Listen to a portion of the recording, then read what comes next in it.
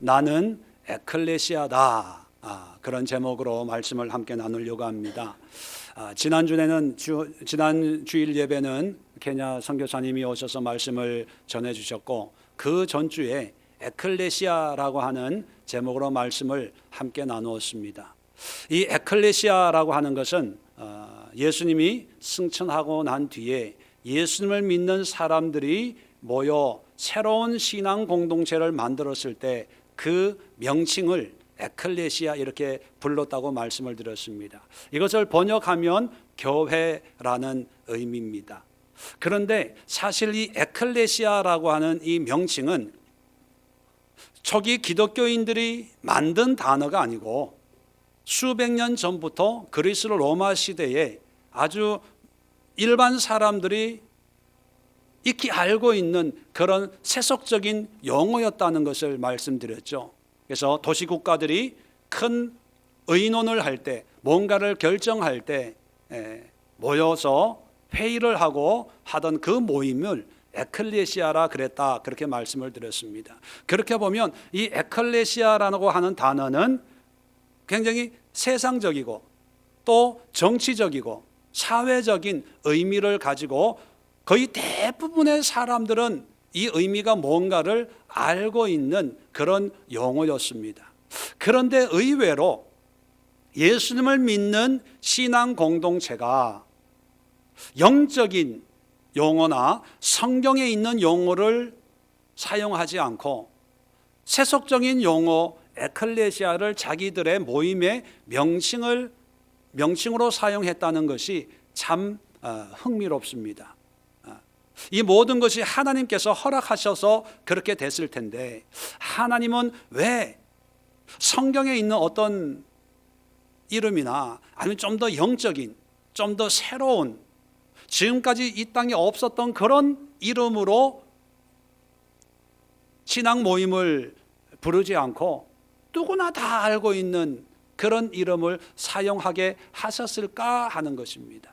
여기에 대해서 에클레시아를 말씀드릴 때 세 가지 아주 중요한 가치가 있었기 때문에 에클레시아라고 했다. 첫 번째 가치가 뭡니까? 코무니타스. 두 번째가 이뮤니타스. 세 번째가 미니스트라리. 그렇게 말씀을 드렸습니다. 잘 기억이 안 나시는 분들은 오늘 돌아가셔서 영상을 한번 보시고요. 자, 그래서 이 에클레시아가 생겨나기 시작을 했는데, 그런데 이 에클레시아로 모임으로 공동체로 모였을 때도 에클레시아라고 불렀고, 자, 이 에클레시아에서 복음을 듣고 예수를 믿고 집으로 돌아가는 그 한 사람 한 사람도 에클레시아라고 불렀다는 거예요. 무슨 얘기냐 하면, 코리아라고 하면 나라예요, 한국. 그런데 그 한국에 사는 사람을 뭐라고 불러요? 코리안, 그렇게 부릅니다. 한국 사람. 자, 미국도 아메리카라고 부르고 미국 사람은 아메리칸, 그렇게 부릅니다. 예수님이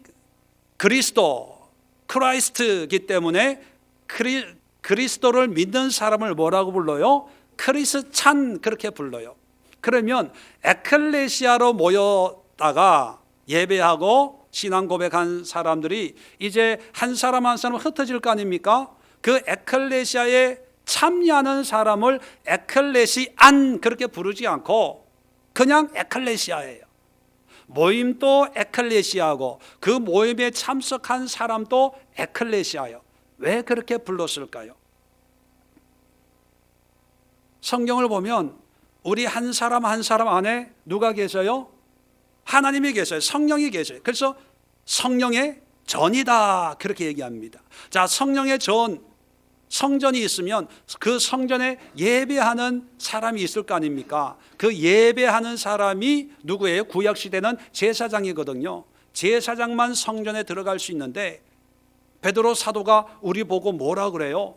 너희가 하나님의 거룩한 제사장이다, 그렇게 얘기합니다. 우리가 제사장이에요. 그러면 우리가 하나님 앞에 예배할 수 있다는 거예요. 이 놀라운 어떤 새로운 신앙의 문을 열어놓는 거예요. 그 전까지 유대인들은 내가 감히 하나님의 성전에서 어떻게 예배할 수 있냐? 꼭 제사장이 있어야 되거든요. 그런데 그게 필요 없는 거예요. 왜요? 내가 성전이니까. 다시 말하면 내가 교회고, 내가 내 안에 거하시는 하나님, 나와 함께하는 하나님을 마음껏 찬양하고 섬길 수 있기 때문입니다. 그래서 모였을 때도 에클레시아, 교회지만 흩어지는 한 사람 한 사람도 교회라고 불렀던 거예요. 고린도전서 1장을 한번 열어봅시다. 고린도전서 1장 2절. 263면에 있습니다. 신약성경 고린도전서 1장 2절에 보면 이렇게 기록이 되어 있습니다. 고린도에 있는 하나님의 교회. 자, 고린도 교회를 고린도에 있는 하나님의 교회라고 그렇게 부릅니다. 그런데 이 교회가 무엇이냐는 것을 뒤에 설명을 해줘요. 곧이라고 하는 것은 앞에 것을 설명해 주는 그런 의미를 가지고 있는 거죠. 자, 교회가 뭐냐 하면 그리스도 예수 안에서 거룩하여지고 성도라 부르심을 받은 자들. 여러분, 모임만을 얘기하는 것이 아니라 예수 그리스도 안에 거룩하여지고 성도는 뭐예요? 믿는 무리들을 얘기하는 거예요. 믿는 사람들이라고 부르심을 받는 모든 사람들이 고린도에 있는 교회라는 거예요. 자, 또예요. 각 처에서 우리 주 곧 그들과 우리의 주 되신 예수 그리스도의 이름을 부르는 모든 자들이 바로 교회예요. 고린도에 있는 교회만이 아니라 각 처에서 하나님을 믿고 하나님의 자녀의 삶을 사는 모든 사람 한 사람이 바로 교회라는 거예요. 그러면 지금까지 우리가 가지고 있는 개념은 뭐예요? 어떤 지역의 건물 속에 있는 그런 여러 사람이 모여서 예배 드리는 곳이 교회고, 우리는 뭐예요? 그 예배에 참석하고 그 교회에 등록된 교인이라고 여겨요. 근데 교인이라는 말은 없어요. 그냥 교회예요. 모여있는 신앙 공동체에서 예배할 때도 에클레시아고, 또 예배를 파하고 집에 돌아가서 살 때도 내가 에클레시아예요. 왜냐하면 예수님이 그 몸이 교회잖아요. 예수님이 교회예요. 그러면 그 예수님을 믿는 우리 한 사람 한 사람도 교회예요. 그 한 사람 한 사람에 모여있는 그런 공동체도 교회예요. 왜냐하면 아까도 말씀드렸지만 에클레시아라고 하는 그 공동체가 가지고 있는 중요한 세 가지 가치를 모여있는 그런 공동체 생활할 때만 그런 가치가 있는 게 아니라 헤어져서도 개인 한 사람 한 사람의 삶 속에서도 이러한 에클레시아의 가치가 그대로 드러나는 그런 삶을 살았기 때문이에요. 무슨 얘기냐면 전에도 말씀드렸지만 원래 에클레시아는 도시 국가에서 이제 무슨 큰 문제가 있을 때 결정하기 위해서 어떤 광장에 모여서 회의하는 거라고 말씀을 드렸잖아요. 자, 에클레시아에서 아주 코뮤니타스, 아주 잘 설명을 해가지고, 예를 들면 전쟁의 문제 때문에 만났다 가정을 하면 전쟁을 해야 될지 말아야 될지 아주 토론을 해가지고 결정을 하는 거예요. 전쟁하기로. 이런 결정을 하기 위해서는 충분한 대화와 어떤 설득 작업을 하는 거예요. 자, 그 다음에 이제 이뮤니타스, 결정이 됐으면 어떤 개인적인 어떤 상황이나 어떤 부류의 사람들이 가지고 있는 어떤 형편에 이 결정이 흔들려서는 안 되잖아요. 그러니까 반대하는 사람이 있다 하더라도 그 반대를 무릅쓰고 결정된 그런 전쟁을 할 수 있도록 설득을 하는 거예요. 이게 이뮤니타스예요. 그 다음에 전쟁하기로 했으면 집에 돌아가서 전쟁을 할 수 있도록 준비를 하는 거예요. 이게 미니스트라리, 그렇게 말씀을 드렸어요.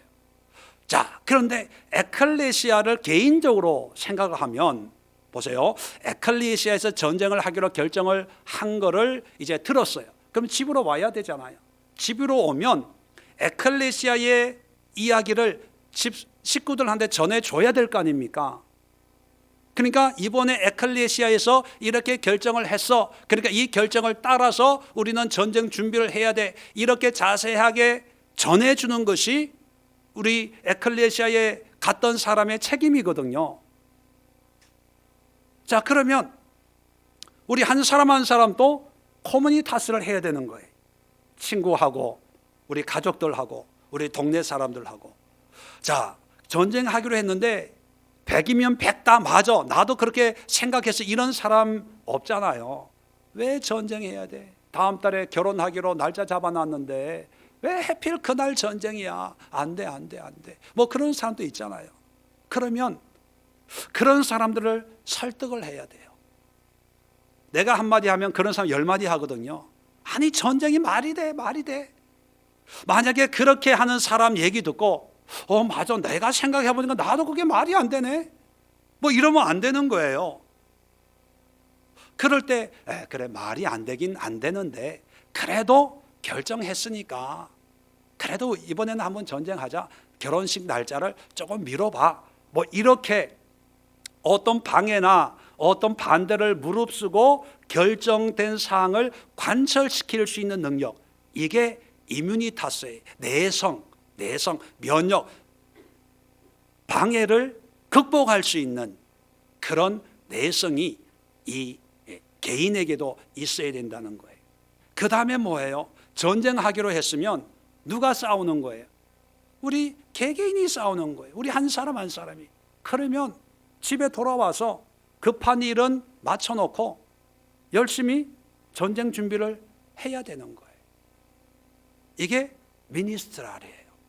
그러니까 여러분, 지금까지 우리의 개념은 모여있는 상태의 교회, 모여있는 상태의 에클레시아만을 생각하고 은혜로운 에클레시아를 찾기에 급급했어요. 사랑이 많은 에클레시아가 어디 있냐? 또 화목한 에클레시아가 어디 있냐? 그런 데를 찾아다니기를 좋아하고 그렇게 익숙해졌어요. 그런데 그건 에클레시아가 아니에요. 에클레시아는 모여있는 사람들도 마찬가지지만 그 에클레시아를 통해서 예수가 우리의 구주시고 예수님이 하나님이시고 예수님이 다시 재림할 거라고 하는 것을 이제 서로 나누면서 그런 복음을 듣게 되잖아요. 그러면 그 복음을 듣고 각자 집으로, 직장으로, 일터로 돌아오면 그 복음을 들은 그대로 나도 커뮤니타스 해야 되고 이뮤니타스 해야 되고 미니스트라리를 해야 되는 거예요. 원래 초대교회 때는 이러한 신앙의 모습이 아주 활발하게 일어났어요. 그래서 그 핍박과 그 어려움 속에서도 교회가 세워지기 시작하는 거예요.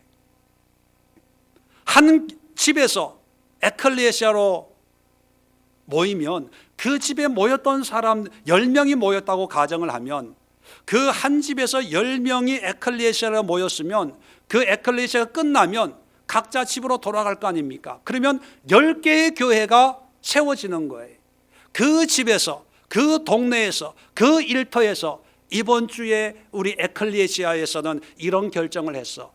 이런 걸 들었어. 그러니까 너희도 이걸 믿어야 돼. 이렇게 살아야 돼. 이걸 자연스럽게 이야기하고 또 소통하고 교제하는 그런 신앙의 모습이 원래 교회의 모습이었어요.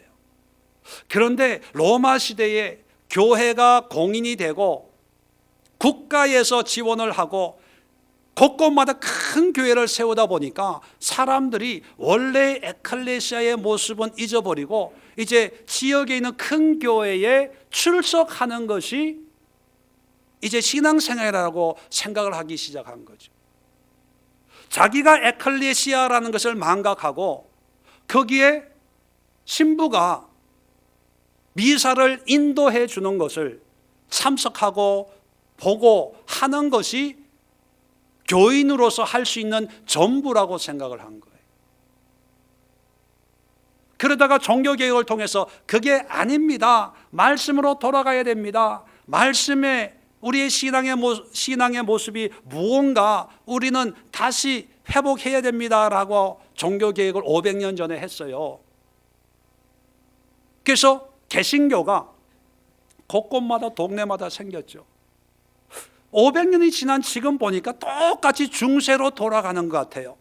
내가 에클레시아인데 내가 에클레시아라고 하는 것은 깨닫지 못하고 동네에 있는 에클레시아, 교회에 등록해서 그 교회 멤버가 되면 교인이 되고 그것이 믿음 생활이라고 착각하기를 시작을 한다는 거예요.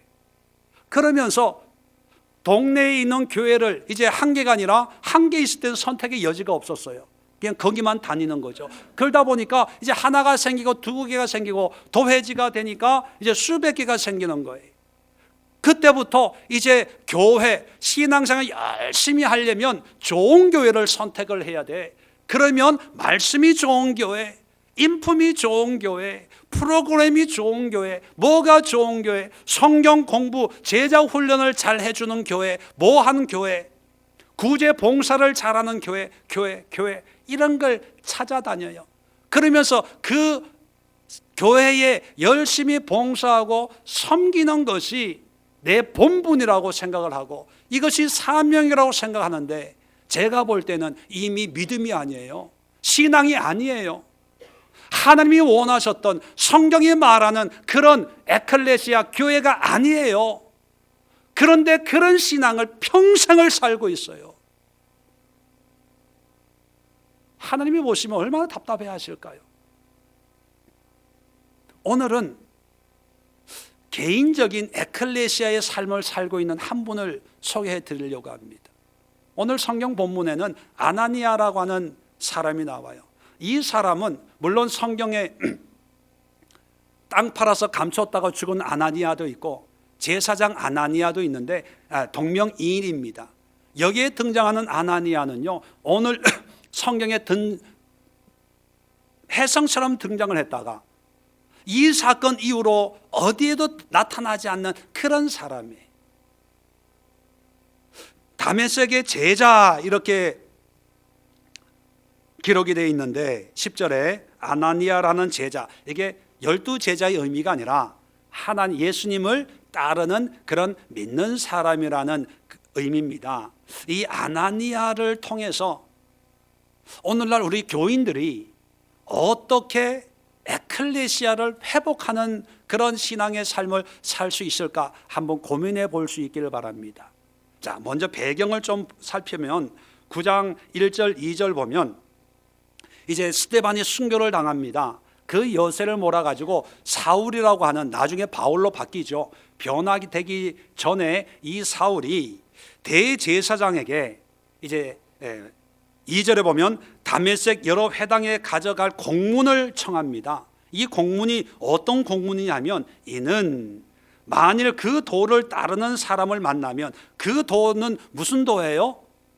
예수를 믿는 사람들이에요. 예수를 믿는 사람들, 그리스도인들을 만나면 남녀를 막론하고 결박하여 예루살렘으로 잡아오려 함이라. 그러니까 이 사울이 예수 믿는 사람들을 다 잡아오려고 체포 영장을 대제사장에게 받아가지고 다메섹 가는 중에 우리가 잘 아는 것처럼 예수를 만나요. 소경이 돼요. 그러다가 다메섹의 유다의 집에 이제 들어가게 된 거예요. 자, 이렇게 보면, 이것만 보면 당시 그리스도인들은 얼마나 마음을 졸였겠어요. 순교를 당하고 핍박이 있고 이제 체포하려고 하니까 예수도 이제 죽고 안 계시고 두려움이 있을 때 이제 예수님이 아나니아라고 하는 사람을 찾았는데, 한번 보세요. 10절을 보니까 환상 중에 예수님이 이렇게 부릅니다. 아나니아야, 이렇게 부르니까 아나니아가 주여 내게 여기 있나이다, 그렇게 대답을 해요. 또 11절 12절에 보면 사울이라는 사람을 찾아가라 그렇게 얘기합니다.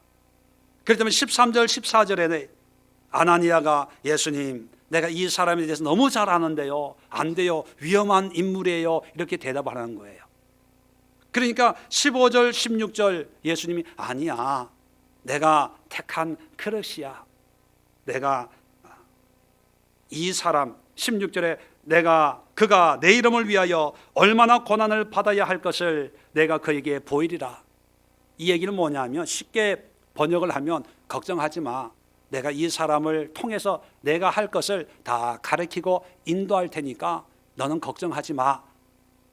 이 대화를 하고 17절에 아나니아가 떠나 그 집에 가서 그에게 안수하고, 그런 내용이 전개되고 있습니다. 자, 여기서 여러분, 예수님과 아나니아의 이런 대화를 보면 어떤 분위기예요?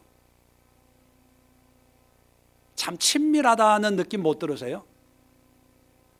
그리고 이 대화를 보면 한 번 처음 만나는 사이가 아니고 자주 만나는 사이. 아나니아야 이렇게 부르는데 이게 한두 번 불러본 게 아니고, 예수님 내가 여기 있습니다, 이 대답 한두 번 해본 게 아닌 것 같지 않으세요? 아주 친밀하고 친근하고 익숙한 사이. 왜냐하면 모세가 떨기나무에서 하나님 처음 만났을 때, 모세야 이 땅 거룩하니 내 발에서 신을 벗어라, 이렇게 처음 만남에 어떤 그런 설명이 없어요. 처음 만났다면 아나니아야 하면 누시옵니까? 두렵사옵니다. 당신이 그 부활하신 승천하신 예수입니까? 이렇게 서로 통성명예로 할 텐데, 여기는 그런 게 없어요. 아나니아야, 예, 내가 여기 있습니다. 또 사울을 만나라 그랬더니만, 예, 그 사람 너무 잘 아는데요, 안 돼요, 위험한 사람이에요. 그 사람이 우리한테 얼마나 해코지를 많이 했는데 아주 자연스럽게. 이게 커뮤니타스예요. 아나니아가 어떻게 예수 믿었는지 모르지만 22장에 보면 아나니아가 유대인들에게 아주 인정받는 그런 사람이었는데 이제 예수 믿게 된 거예요. 아주 율법적인 사람이었는데, 유대인이었는데 예수를 어떤 과정은 모르겠지만 예수님을 믿고부터는 그 다음에 예수님과 아주 친밀한 관계, 아주 자연스럽게 익숙한 그런 대화와 교제를 이루고 있다는 거예요. 이게 누가 그러고 있다고요? 사도들이나 믿음 좋은 어떤 그런 일곱 집사들의 이야기가 아니라 무명이었던 아나니아라고 하는 어떤 개인적인 에클레시아를 통해서 예수를 만나서 이 예수가 구약 성경에 말하고 있는 우리의 메시아 그리스도라고 하는 것을 이제 에클레시아에서 깨닫고 믿게 된 이 아나니아라고 하는 일개, 오늘날로 표현하면 성도의 모습이에요. 우리는 하나님과의 교제보다는 교회를 통해서 사람들 간의 교제에 익숙해져요. 목사님이, 이병화 집사님 그러면 예, 목사님 내가 여기 있사옵니다, 이게 익숙해져 있는 거예요. 그죠? 목사님 필요한 거 없으세요? 근데 그건 에클레시아가 아니에요. 그런 모습은 직장에서도 사장이 부르면 예. 근데 제가 이 소통, 교제라고 하는 단어 중에 성경에 있는 단어 가운데 코이노니아라는 단어가 있어요. 교제라고 하는, 친교라고 하는 의미가 있는 그 코이노니아라고 하는 단어가 있는데, 제가 굳이 그 단어를 쓰지 않고 좀 어려운 라틴어인 코무니타스라는 말을 의도적으로 여러분들에게 강조하면서 쓰는 이유가 있습니다. 왜냐하면 코이노니아, 교제하면 우리의 인식에 어떤 개념이 먼저 뿌리 박혀 있냐면 믿는 사람들끼리, 이웃끼리, 우리끼리 주거니 받거니 이런 어떤 교제, 소통, 공동체의 의미가 있기 때문에 그게 아니라고 하는 것을 강조하기 위해서 좀 어려운 그런 단어를 사용하고 있는 거예요. 하나님과 친밀한 관계를 유지하고 그걸로 끝나는 게 아니라 그 다음에 이제 사울을 찾아가라 그렇게 얘기합니다. 자, 17절에 보면 아나니아가 사울을 만나요. 만나자마자 뭐라고 부르냐면 형제 사울아 그렇게 불러요.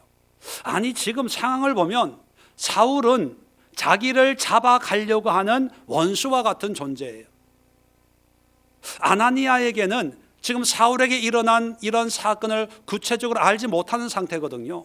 그냥 예수님이 가라고 하니까 가요. 그런데 가기가 싫어해요. 왜? 사울에 대해서 너무 잘 아니까.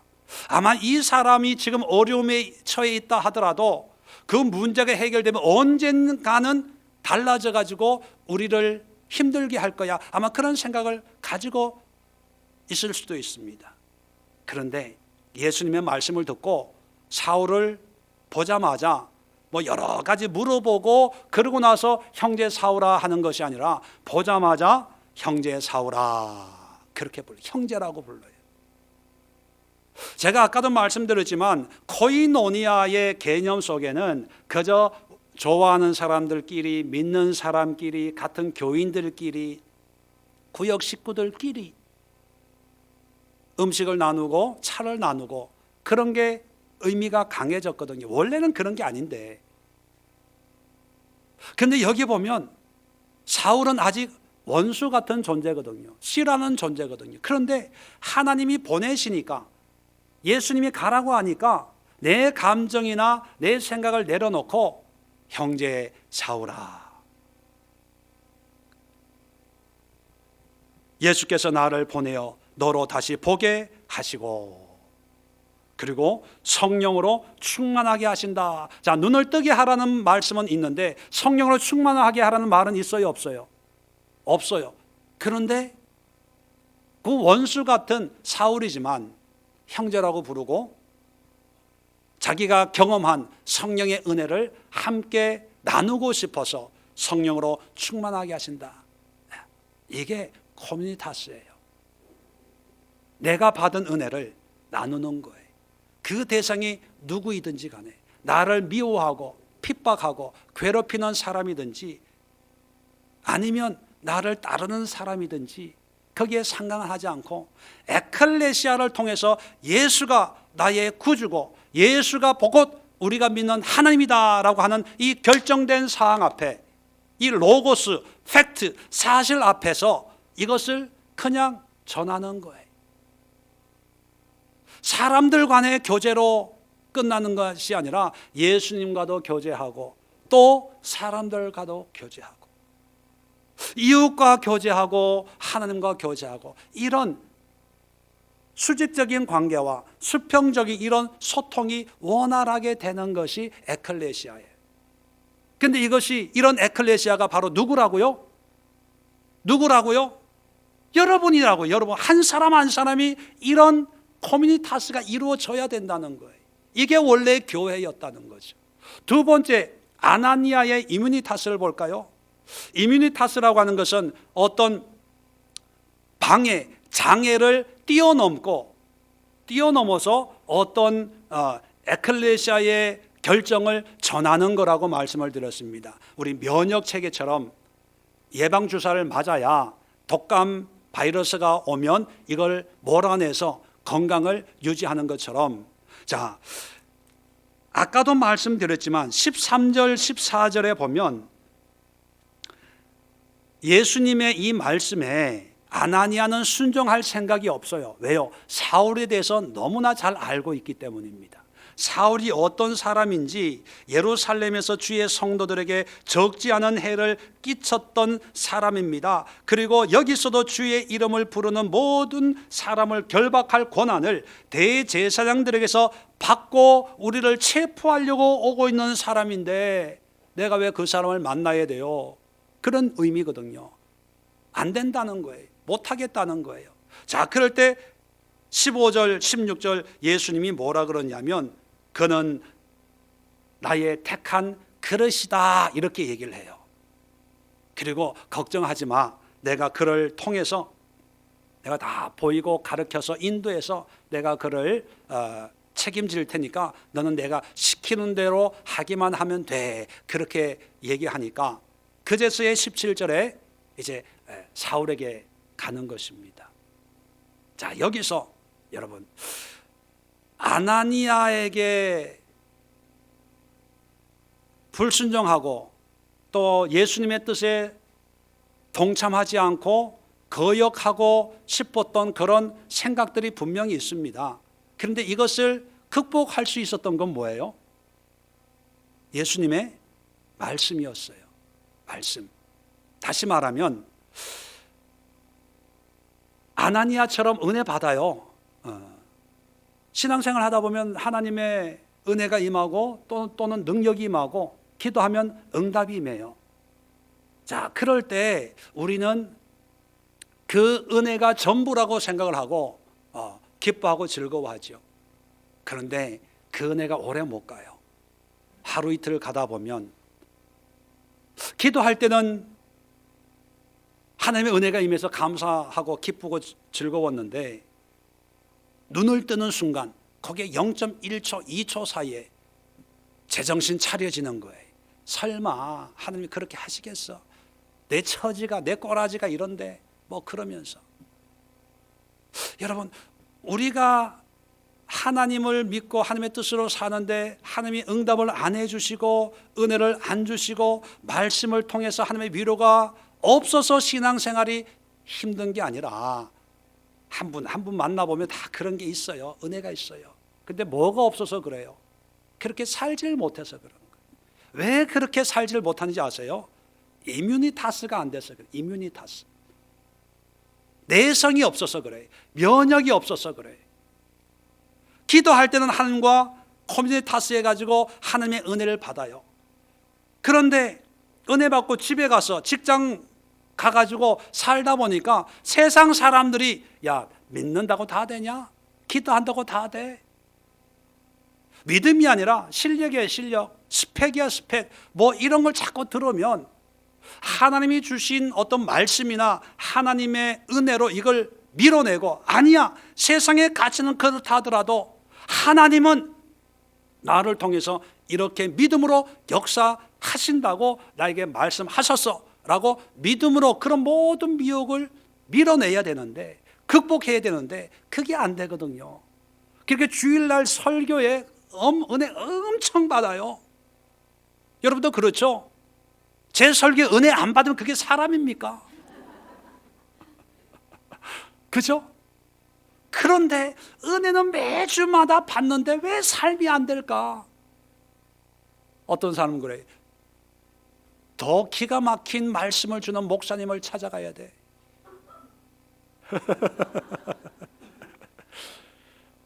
김재원 목사의 말씀은 약해. 더 놀라운 말씀을 쪼개는 영적인 그런 말씀을 주는 목사님을 찾아가 거기서 신앙생활을 해야 돼. 한번 가보세요. 가보셔서 그렇게 되면 나한테 얘기해 주세요. 나도 옮기게.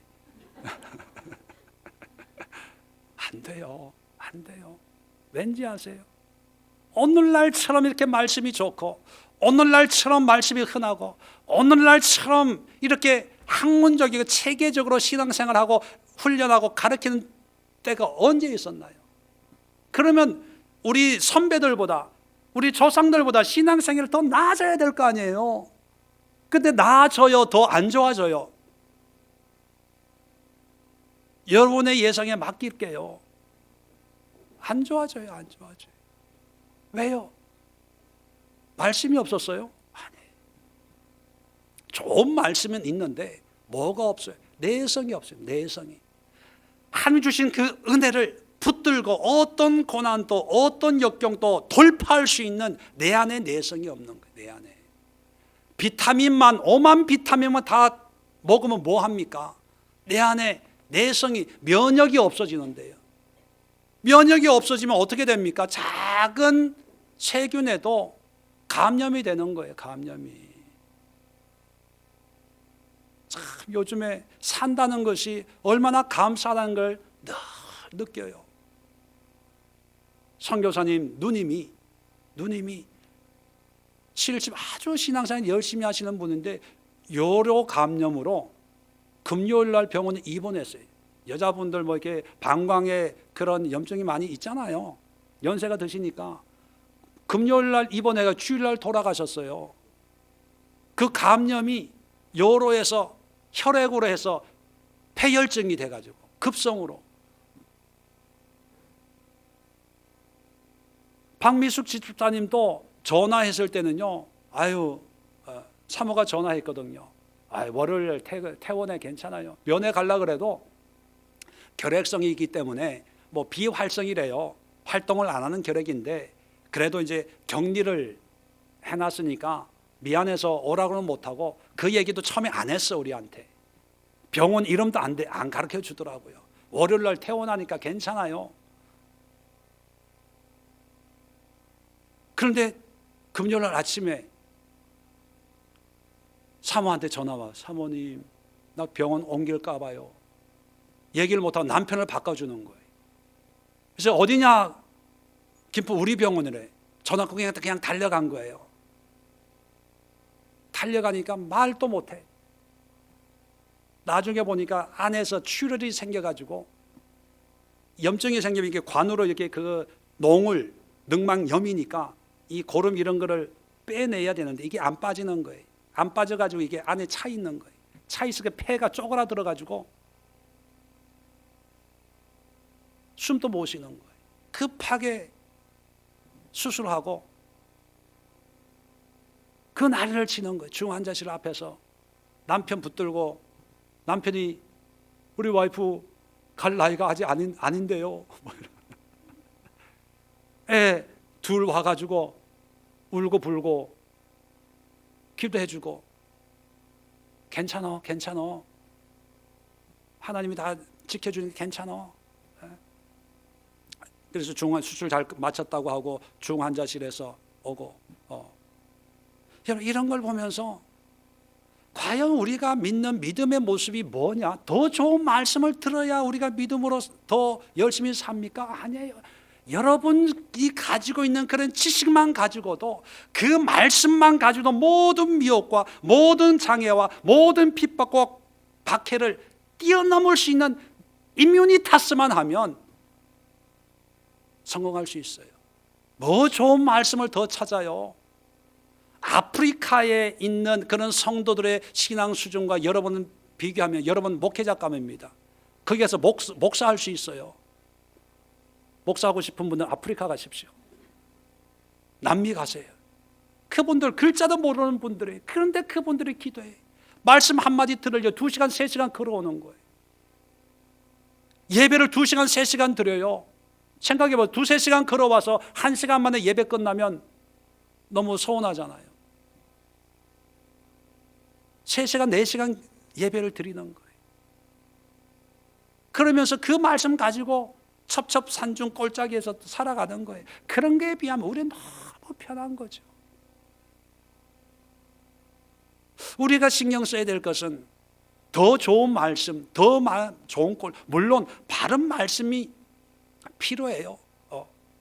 홍수가 났을 때 제일 귀한 것이 뭐예요? 마실 물이 없는 것처럼. 말씀이 많은 시대지만 또 한편으로 정말 생수의 말씀이 없는 그런 안타까운 시대이기도 하지요.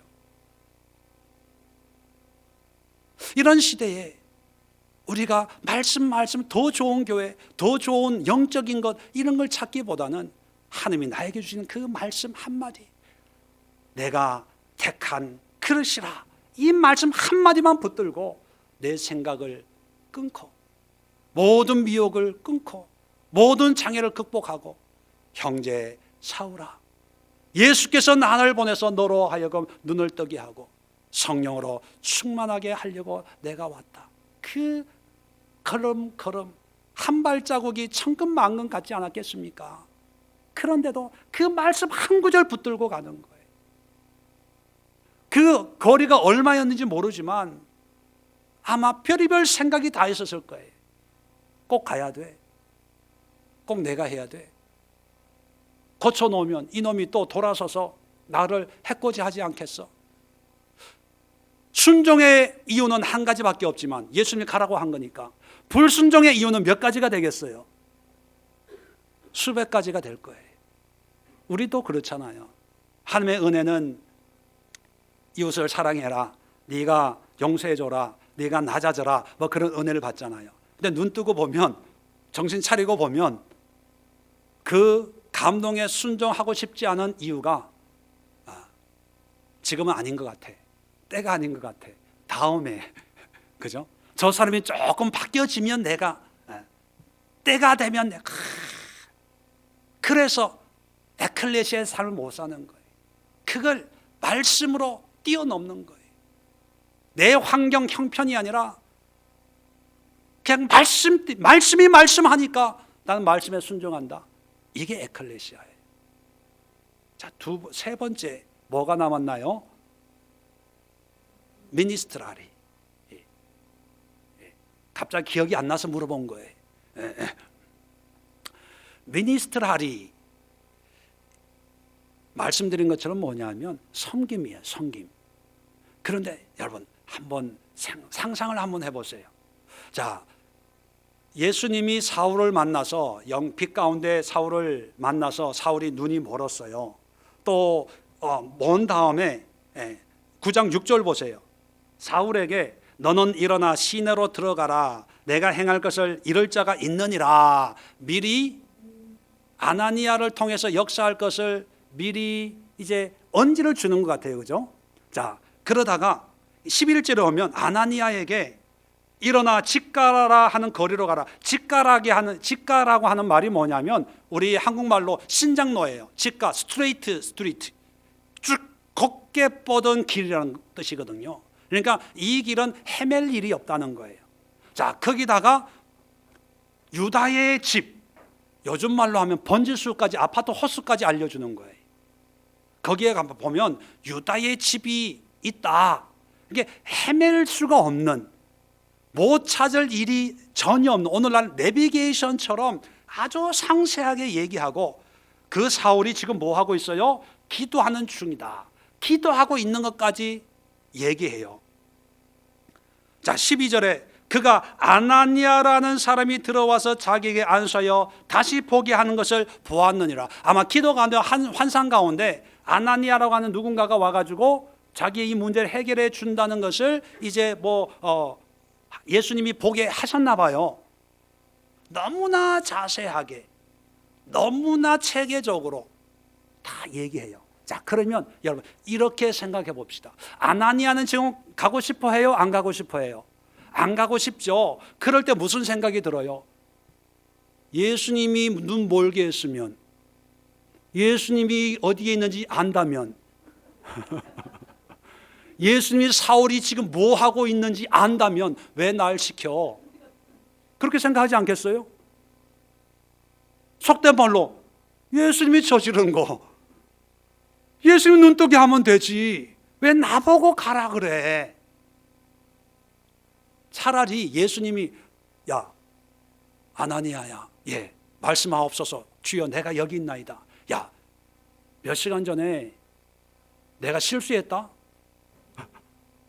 아니 그냥 내 영광을 보였는데 지나가는 사람이 눈이 멀었어. 근데 그 사람이 지금 어디 있는지 몰라. 너 한번 찾아봐라. 만약 그렇게 얘기를 했으면 아나니아가 신발 열심히 신고 수소문 해가지고 갑자기 눈이 먼 사람이 어디 있는지 막 돌아다니며 찾다가 유다의 집에 그런 사람이 기도하고 있대요. 그러면 예수님 찾았습니다. 내가 눈을 뜨게 하겠사옵나이다. 나에게 능력을 주옵소서. 아마 이렇게 했는지도 몰라요. 그런데 예수님이 눈 멀게 해놓고, 예수님이 그 사람이 어디에 있는지 알고, 예수님이 지금 뭐 하고 있는지 알고, 다 알면서 그러니까 네가 가. 왜 그랬을 거예요? 물론 예수님이 하실 수도 있죠. 그런데 예수님이 하실 일을 에클레시아를 통해서 이루고 싶은 거예요. 그게 예수의 몸이니까. 몸이란 건 뭐예요? 팔, 다리 이거를 사용하기 위해서 예수가 몸이고 우리는 그의 지체가 되는 거잖아요. 몸은 지체를 사용하는 게 의미가 있는 거죠. 몸이 있는데 사용 안 해. 그리고 와이프한테 또 먹여달래. 이거는 정상이 아닌 거예요. 예수님은 에클레시아를 사용하고 싶어 하는 거예요. 그럴 때 이 에클레시아인 우리 한 사람 한 사람은 하나님의 지체로서 하나님이 주신 그 일을 이루어가는 거예요. 감당하는 거예요. 이게 미니스트리얼이에요. 자, 헬라에도요 디아코노스라는 말이 있어요. 디아코노스, 봉사, 섬김 뭐 이런 단어가 있어요. 디아코노스에서 디컨, 집사라는 말이 나왔거든요. 봉사는 말이 분명히 있어요. 그런데 제가 또 의도적으로 이 디아코노스 이걸 안 쓰는 이유가 뭐냐면 디아코노스라고 하는 그 의미가 이제 봉사, 섬김, 사역 이런 의미인데 뭐냐면 그냥 교회 봉사 열심히 한 직분을 감당하는 것. 내가 좋아하는 사람들, 나를 필요로 하는 사람들에게 뭔가 이렇게 베푸는 어떤 그런 의미로 작용을 하고, 그래서 그 봉사를 통해서 뭔가 내가 반대 급부를 기대하는 그런 심리적인 요인이 깔려 있어요. 원래 디아코노스의 의미가 그게 아닌데 시대가 변하면서 그렇게 되어졌다는 거예요. 봉사 하면 제일 먼저 뭐가 떠올라요? 내가 시간이 있나 없나? 내가 시간이 없으면 안 하는 거예요. 왜? 봉사는 해도 되고 안 해도 된다고 생각하니까. 내가 시간이 되면 하는데 내가 할 수 있는 만큼만 하는 거예요.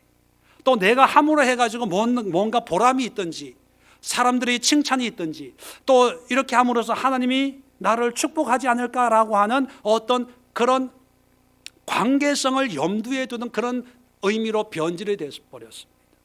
근데 미니스트리알이는요 그런 대가를 요구하지 않는 거예요. 지금 아나니아는 사울의 눈을 뜨게 함으로 해가지고 이 사람을 통해서 내가 덕을 좀 봐야 되겠다는 생각이 전혀 없어요. 오히려 이 사람 때문에 오히려 문제가 더 커지는 게 아니야? 이 사람이 오히려 나를 잡아가는 게 아니야? 라고 그런 생각이 더 많았을 수도 있어요. 그런데 순종하는 거예요. 왜요? 사울에게 순종하는 것이 아니라 누구에게 순종하는 거예요? 하나님 때문에, 예수님 때문에 순종하는 그것이 미니스트리얼이에요. 그게 섬김이에요. 오늘날 교회 생활하면서 교인들이 봉사라고 하는 그 개념을 가지고 있을 때 이 봉사를 통해서 뭔가 내가 유익을 얻든지 또는 이 봉사가 내가 할 수 있는 그런 상황이 되어서 하고, 반대로 상황이 안 되면 안 해도 된다는 생각을 하는 거예요. 토요일 날 남전도 찬양 연습한다고 했는데 두 분이 왔대요. 회장 한 분하고 다른 한 분이. 나머지 분들은 다 바빠요. 일이 있고 뭐가 있고 안 와도 된다고 생각한 거예요. 오늘 일찍 와서 연습해도 된다고 생각한 거예요. 그런데 그거는 봉사가 아니에요. 에클레시아에서 얘기하는 것은요 미니스트랄이에요. 그건 뭐냐면 전쟁을 하기로 했으면 내가 아무리 바빠도 전쟁의 칼을 들고 나가는 거예요. 전세가 불리해도 도망가지 않고 전쟁에 나가는 거예요. 결혼 날짜를 잡고 이산 날짜를 잡고, 그런 얘기예요. 왕의 혼인잔치 얘기가 있잖아요. 땅을 사서 못 갑니다. 소를 사서 못 갑니다. 뭐 해서 못 갑니다. 하나님의 나라는 그런 이유가 통용이 되지 않아요. 왜요? 미니스트랄이 해야 되니까. 내가 내 시간을 드리는 거예요. 자, 그래서 초대교회를 보면요 로마에서 엄청난 핍박을 받았거든요. 초기 기독교가. 그래서 다른 종교 사람들은 기독교가 오래 못 갈 거라고 생각을 했어요. 워낙 핍박을 많이 받았으니까. 수많은 사람들이 불쏘시개로, 짐승의 모기로, 사람들의 놀잇감으로 그렇게 전락을 했지 않습니까? 그런데 보세요. 핍박했던 로마는 무너지고 역사의 한 장면을 기록하고 있는데 기독교는 오늘날까지. 이 원리가 뭔지 아세요? 훌륭한 목사가 있었어요. 좋은 교회가 있었어요. 물론 그런 것도 있지만 한 사람 한 사람이 에클레시아의 삶을 산 거예요. 바울이 로마서를 쓸 때 로마 교회는 바울이 개척한 교회가 아니에요. 그리고 로마 교회는 누가 개척했을까요? 몰라요. 분명한 것은 에클레시아였다는 거예요. 어떤 한 사람이 로마에 가서 아무도 믿는 사람이 없는 그 환경에서 하나님의 말씀에 순종해서 그냥 섬기는 거예요. 그것이 물질로 섬기는지 복음으로 섬기든지 어떤 음식으로 섬기든지 다 그냥 섬기는 거예요. 누가 해라 마라 그렇게 얘기해서 교회가 세워지는 것이 아니라, 오늘날도 이렇게 신앙 서적이 많고 목사들이 많고 TV를 보면 신앙생활 이렇게 해야 됩니다, 저렇게 해야 됩니다, 그렇게 가르침이 많은데, 초대교회는 여러분 성경도 그때는 만들어지기 전이었거든요. 신약 성경도. 뭘 보고 신앙생활하며 어떻게 목회를 하고 어떻게 교회 생활을 했을까요? 규율과 규칙은 없어도요, 내가 받은 그 은혜에 순종하는 거예요. 복종하는 거예요. 사도행전 3장을 보면 베드로와 요한이 기도 시간에 성전에 기도하러 가다가 장애인을 만나는 장면이 나옵니다. 그죠? 어떻게 고쳐요? 내게 금도 음도 없지만 나사 예수 이름으로 일어나 걸어라 했을 때 걸었어요. 나면서부터 안전병이 된 이 장애인이 아주 오랜 세월 동안 성전 미문은 가장 아름다운, 재림하시는 메시아가 들어오는 동쪽 문이었기 때문에 가장 많은 사람들이 다니는 문이거든요. 그러니까 거기서 밥벌이를 했던 사람이 오랜 세월 동안. 자, 그러면 예수님이 계셨을 때, 예수님 또 절기마다 성전을 오셨잖아요. 그러면 예수님이 이 안전병이를 알았을까요? 몰랐을까요? 알았을까요? 몰랐을까요? 알았겠죠.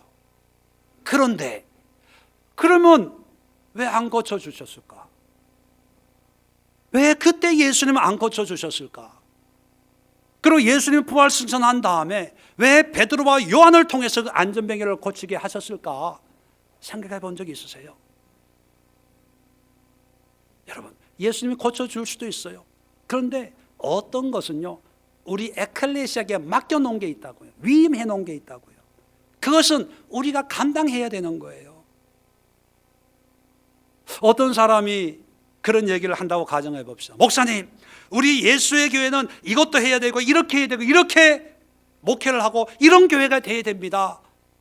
그렇게 얘기를 할 때 가만히 들어보니까 그 말이 맞아요. 그러면 그런 생각과 마음을 그분에게 주었다면 그런 일은 누가 해야 되는 거예요? 누가 해요? 그분이 하면 되는 거예요. 왜 자기가 하도록, 자기가 에클레시아인데 하나님이 자기에게 그런 감동을 주었는데, 그러면 자기가 하면 되는데 자기가 하지 않고, 목사님 교회가 이래야 되는 거 아닙니까? 이렇게 해야 되는 거 아닙니까? 이래야 교회지요. 왜 교회가 이 모양입니까? 이렇게 떠들고만 있으면 뭐 하겠어요? 그건 에클레시아가 아닌 거예요. 베드로가 안전병이 보고 속으로, 예수님이 뭐 하셨어? 이런 사람 좀 고쳐주지. 참 귀찮아 죽겠네. 막 그랬을까요? 안 그랬어요.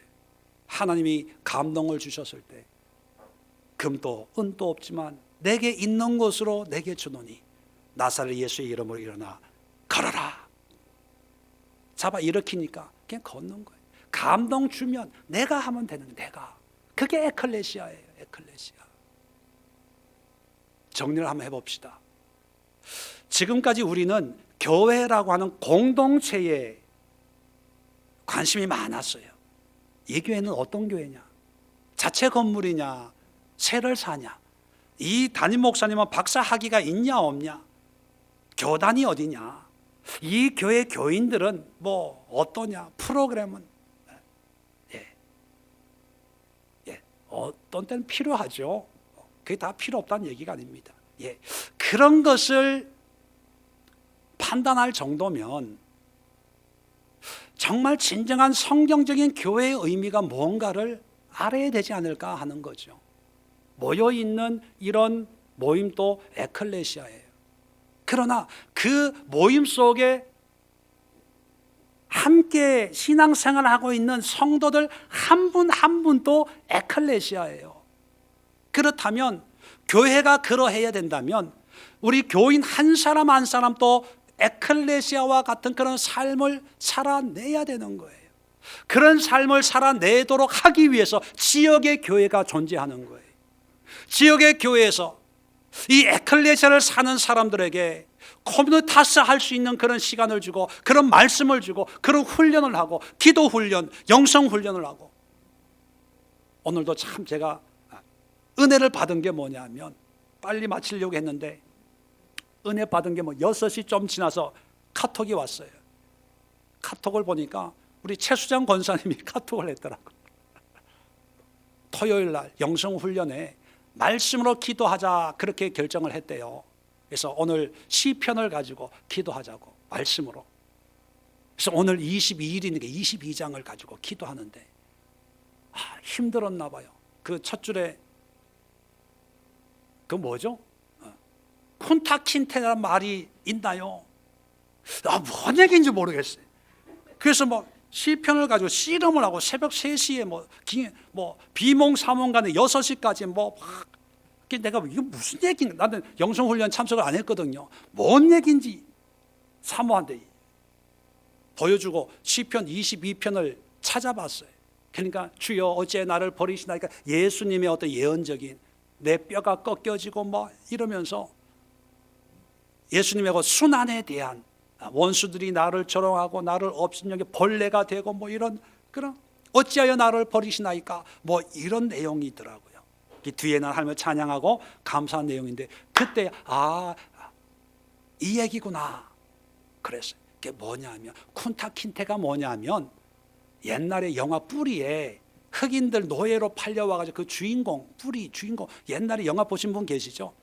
그 노예가 학대받고 붙들려 오는 것을 예수님하고 오버랩 떼가지고, 옛날에 권사님이 뿌리 그 영화를 본 거야. 그러니까 그 고난당하고 핍박당하고 노예처럼 끌려가는 그 영화의 장면하고 이 성경 예수님의 장면하고 오버랩 됐는데 예수님보다는 쿤타킨테가 생각이 나요. 그 말씀으로 기도하려고 하니까 힘든 거예요. 괴로운 거지. 해필 또 22장이 또 오늘 22일이 돼가지고 그걸 보면서 너무 귀하다, 너무 고맙다. 그래서 오자마자 손잡고 권사님 잘 주무셨어요? 그래서 아까 인사한 거예요. 왜냐하면 그렇게라도 하나님 말씀과 교제하려고, 콘타킨테 만든 거가 나오더라도 그냥 그 말씀으로 교제할 애를 쓰는 그 모습이 너무 이쁘고 고맙고 감사한 거예요. 왜냐하면 지금까지 우리 그렇게 안 했잖아요. 그저 우리가 구할 것만 구하고, 그리고 중요한 건 다 교회에다 맡겼어요. 목회자에게 맡겼어요. 난 그냥 따라가면 된다고 생각을 했어요. 목회자들이요, 죄송한 얘기지만 제 얼굴에 침 뱉는 것 같지만, 목회자들이 자기 권위를 주장하려고 개인적인 어떤 그런 역할은 무시하고 교회 충성만 얘기하고 목회자의 충성을 요구하고 바보를 만들었어요. 그래서 어떤 분이 그러더라고요. 평신도가 아니라 병신도가 됐다고. 영혼이 없는 성도들을 만들어버린 거예요. 그러면서 교회 건물을 세워진 건물 안에 거기서 똘똘 뭉쳐있는 그것이 교회라고 생각하고, 한국의 최고 가는 교회, 대표적인 교회, 가장 큰 교회, 무슨 교회. 제가 하나님은 아니지만 예수님을 볼 때는 전혀 다른 기준일 거예요. 여러분 한 사람 한 사람이 교회의 부흥을 원하십니까? 여러분의 삶의 부흥을, 여러분의 영적인 부흥을 위해서 애를 쓰세요. 교회가 영향력이 있기를 바라십니까? 여러분 한 사람 한 사람이 영향력 있기를 기도하세요. 교회가 개혁되기를 원합니까? 한국교회가 이대로는 안 돼라고 원하십니까? 그렇다면 여러분 한 사람 한 사람이 바뀌어지면 돼요. 교회 개혁은요, 슬로건을 내걸고 어떤 대형 집회라고 상암동에서 무슨 유명한 사람들 모아놓고 집회를 한다고 되어지는 것이 아니라 한 사람 한 사람 에클레시아가 진정한 에클레시아가 될 때 개혁이 일어나고 회복이 일어나고 하나님의 영광이 드러나는 거예요. 이제 우리 예수의 교회만큼은 개념을 바꿉시다. 여러분 에클레시아를 사세요. 그러면 이런 교회가 필요 없을까요? 여러분 에클레시아를 사는 사람만이 이런 지역적인 교회가 정말로 필요하다는 걸 알아요. 왜요? 하나님의 말씀을 공급받아야 되거든요. 이뮤니타스하기 위해서. 성령의 감동이 필요하거든요. 기도의 능력이 필요하거든요. 분별의 능력이 필요하거든요. 에클레시아를 산 사람들이 주일 되면 사모해지는 거예요. 말씀이 사모해지는 거예요. 하나님의 그 말씀 한마디가 귀하고 소중해지는 거예요. 반대로 에클레시아를 안 살면요, 그 교회가 그 교회고 이거가 아무 의미가 없어요. 왜? 필요성을 못 느끼니까. 그 의미를 못 느끼니까요. 그게 교회 쇼핑만 하고 다니는 거예요. 이 교회 이게 좋고 저 교회 저게 좋고 우리 예수교회는 정신 반찬이 맛있고 다 그렇게 되는 거예요. 에클레시아의 삶을 사는 사람만이 정말 이 시대에 이런 두세 사람이 모인 신앙 공동체 정말 중요하고 이 공동체에서 함께 나누는 이 은혜를 가지고 한 주간을 내가 살아갈 수가 있습니다. 이런 고백이 나오는 거예요. 저는 우리 예수교회가 이제 에클레시아의 회복을 시작하는 그런 교회와 성도가 되기를 원해요. 이제 소수의 사람들이 모여서 에클레시아로 모여서 삶을, 목회자가 뭐가 필요합니까? 직분이 뭐가 필요해요? 나에게 주신 그런 커뮤니타스를 통해서 내가 그 말씀을 가지고 세상과 싸워서 이긴 이뮤니타스를, 그리고 내가 그 이뮤니타스 하면서 이 세상을 어떻게 내가 섬기면서 하나님의 뜻에 순종하면서 살아가고 있는가, 그걸 나누면 그게 설교고 그게 은혜고 그게 교제고 그게 예배가 되는 거예요. 저는 그런 꿈을 꾸고 있습니다. 우리 예수에게 이 교회가 수적으로 더 많은 성도들이 모여서 예배드리는 그런 예배 처소가 되기보다는 여러분 한 사람 한 사람의 삶의 에클레시아가 되어서 한두 분이 모여서 에클레시아를 통해서 하나님을 예배하고 거기에 하나님을 모르는 사람들이 와가지고 그 에클레시아에서 결정된 예수가 나의 구주입니다, 이것을 듣고 보고 깨닫고 또 자기의 가족에 가서